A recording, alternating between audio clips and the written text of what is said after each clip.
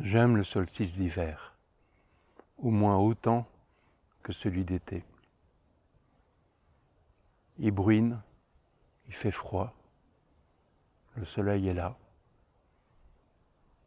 Nous sommes au plus résorbé de l'automne. J'aime beaucoup ça. Je sens que c'est un moment de passage. On le sait tous, ça. Depuis le solstice d'été, les jours ne cessent de décroître.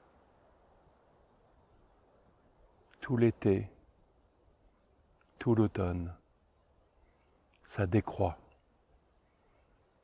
Les fruits mûrissent, puis la sève se retire dans les racines, dans la terre, la sève des plantes, des arbres, et d'une certaine façon la nôtre aussi.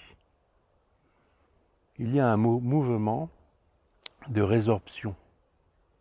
La sève se retire, notre énergie est plus intérieure. Ça, c'est Tamas, la puissance de résorption. Alors, au solstice d'hiver, eh bien, il y a un paroxysme, il y a un retournement. On est à la fois au plus petit, au plus intérieur, au plus terrien, au plus retiré, et ça bascule. Noël, le retour de la lumière, la nouvelle lumière, Noël. C'est peu de choses au début, juste un retournement. Un retournement. Et les jours vont rallonger jusqu'au solstice d'été, pendant 6 mois, le 20-21 juin. Vous voyez, c'est étrange. L'observation du réel nous montre un double flux et reflux. Vers Tamas, puis l'éveil, le réveil de la lumière, Noël, c'est Sattva. Autant Tamas est disparition, autant Sattva est apparition. La lumière réapparaît. C'est la force de Sattva. Puis ça se déploie. Jusqu'à un paroxysme, le solstice d'été. Je fais exprès de parler lentement et de bien détailler pour que tu aies le temps de capter le truc du flux et du reflux. Il y a une activité, Rajas, qui va faire se déployer quelque chose encore et encore et encore de Sattva jusqu'au solstice d'été. Et alors ça bascule à nouveau. Ça se résorbe jusqu'à maintenant. Un flux et un reflux. Et pourtant, si tu regardes la course des saisons, elle est cyclique. Un mouvement de flux et de reflux, d'un autre point de vue, forme un cycle, quelque chose de circulaire, complètement paradoxal. Les saisons se succèdent, les années se succèdent, les cycles se succèdent, toujours et jamais identiques. Alors ces cycles ne sont pas seulement des cycles. Il y a un voyage dans le temps. Et les cycles forment une hélice. Une hélice. Tout se répète, jamais à l'identique. Avoue qu'il y a un mystère un mouvement de flux et de reflux apparent est en vérité un cycle. Première chose à intégrer puissamment.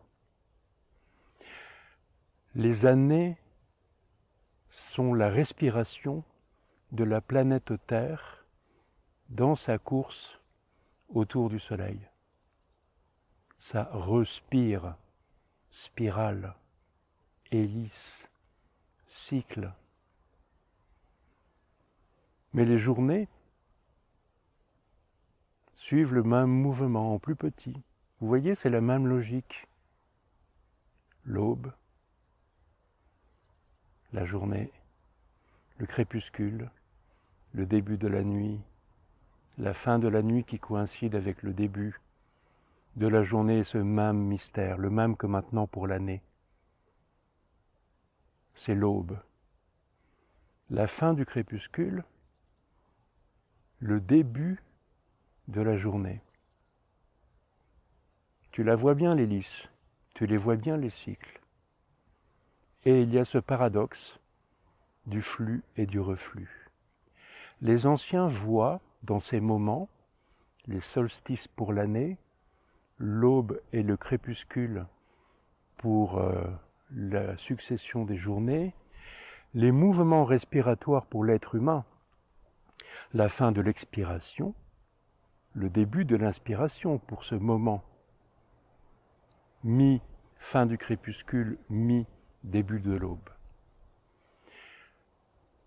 Des parallèles, il y en a beaucoup à faire. Le retrait de la sève dans la terre, sa réémergence en une vie nouvelle, etc. Les anciens voient dans ce moment, appelons-le le solstice d'hiver pour aujourd'hui, une occasion extraordinaire de nous glisser dans une faille du temps, de l'espace, du fonctionnement des choses, des gunas, que j'évoque depuis tout à l'heure. Ces gunas, sattva, l'apparition, rajas, le déploiement de la chose, tamas, la résorption, formant un cycle, et les cycles formant une hélice. Malgré cela, il y a dans les moments paroxystiques une occasion de se glisser dans une faille et d'enfin émerger dans une dimension autre, celle d'ordinaire invisible. Il y a le visible, en ce qu'il est touchable par nos sens. C'est ça qu'on appelle le visible. Vous voyez, c'est très simple. Le monde est comme il est. Il n'y a pas plusieurs mondes, il n'y en a qu'un. Mais certaines choses, certains aspects des choses sont visibles par nos sens, nos 5 sens. Alors on appelle ça le visible. Mais il y a le reste, que nos sens ne savent pas voir. Que notre point de vue ici, moi de là où je suis, je ne peux pas tout voir non plus. Il y a la question des sens et il y a la question de la place.